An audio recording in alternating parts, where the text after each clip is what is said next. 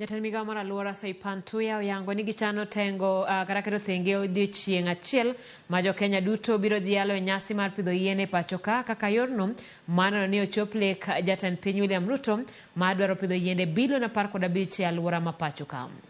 Kane giloso seche mane ene ka achiel kod jatend migao mar tudruok Elido Walo gi nyawadgi Florence Bore mar weche tije olimo ka tiegruok ma Siriba Maseno giyango ni ber aluora e yor pidho yien en ting' oganda duto kendo odiochieng nyasi mar pidho yien no yiene ng'ata ng'ata limo kama chuny oyiero mar biro pidho yien. Gijiwo ji duto mondo onyuak lwedo e chenro mar pidho yien mondo aluora obed majan kaka dwarore. Whole government approach. That is why you see me here with Wazir is here and Professor. That is why you should have not asked Owalo what he's doing, pulling women together to plant trees.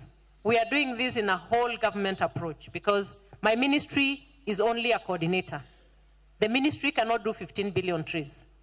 I am depending on individual Kenyans, including children, because we can train our children to plant trees. We will be having a national day set aside, gazetted, not a holiday, but in this short rain season, for every individual Kenyan to go back to their place of choice and do what they have to do in contributing to the 15 billion trees. And we are looking forward to planting trees. Let it be an initiative. You, the youth, be our champions, even at home.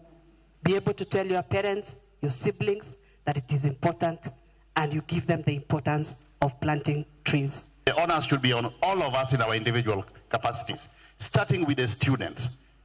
If Madam Soipan has got the target of 15 billion trees, all of us as Kenyans must have a contributing component. Ramogi gi kanyo